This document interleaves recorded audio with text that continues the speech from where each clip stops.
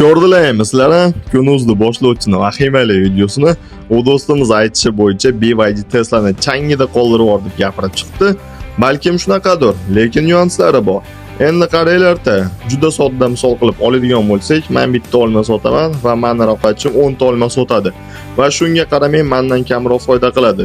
Xuddi shu singari BYD Tesla'dan mashina soni bo'yicha o'tib ketgan bo'lsa-da, lekin sof foyda bo'yicha Tesla'dan ancha orqada.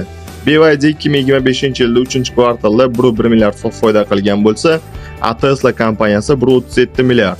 Shunda Tesla lider bo'lyaptimi? Keyin Tesla'ning sotuvining tushish sababi Tesla'ning 30% mashinasi Xitoy bozorida sotilgan edi. Oxirgi yillarda Xitoy hukumatı o'zini kompaniyalarini har tomonlama qo'llayapti, subsidiyagacha Tesla'ning sotuvining tushishi shu Xitoy bozorida kuzatilyapti xolos asosan. Endi bu videoga 1 minut kamlik qiladi. Agar sizlarga shu mavzu qiziq bo'lsa, videoni tagida 10,000 dona like yig'ili va men sizlarga qiziq bo'lganini bilaman, YouTube sahifamda to'liq videosini olib beraman.